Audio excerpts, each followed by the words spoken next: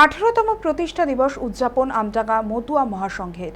উত্তর 24 পরগনা নীলগঞ্জ এলাকায় মতুয়া মহাসংঘের উদ্যোগে পালিত হয় এক বিশেষ অনুষ্ঠান। এই অনুষ্ঠানে বিনামূল্যে চক্ষু পরীক্ষা শিবিরের আয়োজন করা হয়। এর পাশাপাশি সাধারণ মানুষের মধ্যে চশমা বিতরণ করা হয়, এমনকি সমাজের বিশিষ্ট ব্যক্তিদের সংবর্ধনাও জানানো হয়। এদিন অনুষ্ঠানে উপস্থিত ছিলেন হরিণঘাটার বিজেপি বিধায়ক অসীম সরকার সহ এলাকার বিশিষ্টজনেরা। আয়োজকদের দাবি, সমাজ সেবামূলক কাজের মাধ্যমে মানুষের পাশে থাকার উদ্দেশ্যই এই উদ্যোগের মূল লক্ষ্য। মহাসংঘের পক্ষ থেকে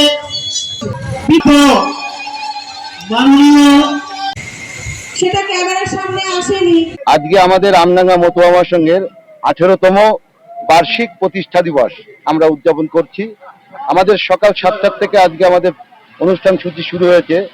আজকে আমরা আমাদের এলাকার প্রচুর মানুষের ডক্টর লালপ্যাথ, তার মাধ্যমে আমরা সকালে প্রায় 200 মানুষের রক্তের বিভিন্ন পরীক্ষা করেছি। তারপরে বারাসাতের নারায়ণী হসপিটালের তাদের মেডিকেল টিমের মাধ্যমে 200-250 রোগীর আমরা বিভিন্ন পরিষেবা দিয়েছি এবং এখন আমাদের চক্ষু পরীক্ষা শিবির চলছে।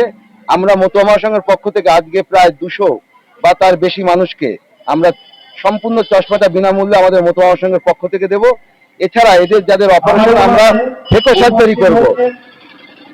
সার্জারি করব আমাদের দীর্ঘদিনের সহযোগী আমাদের কলকাতার মেডিকেল কলেজের মাধ্যমে। এবং সন্ধ্যাবেলায় আমাদের প্রিয় শিল্পী দুজন আছেন, প্রদীপ বাগচি এবং নিউটন বিশ্বাস, তাদের আজকে হরিসঙ্গীত অনুষ্ঠান। প্রচুর ভক্ত আজকে সমাগম হয়েছে। এই প্রাকৃতিক বিপর্যয়ের মধ্যেও শয়ে শয়ে মানুষ আজকে উপস্থিত হয়েছেন। সব থেকে ভালো যে আজকে আমাদের প্রাণের ডাকে সাড়া দিয়ে অসীম সরকার মহাশয়, যিনি আমাদের একসময় কবিয়াল, বর্তমানে তিনি আমাদের নয়নের মণি, তিনি ছিলেন। তার মূল্যবান বক্তব্য শুনেছি, আমরা ধন্য হয়েছি সে তার মতো মানুষ আসার জন্য।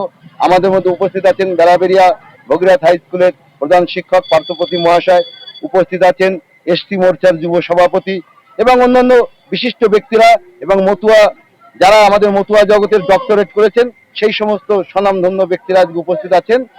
আজকে অগণিত মানুষ, অগণিত ভক্ত, তারা আজকে আমাদের দ্বারা যে পরিষেবা পাচ্ছে তার জন্য আমরাই ধন্য যে এই মানুষগুলো আজকে আমাদের জন্য তারা সেই পরিষেবাগুলো পাচ্ছে।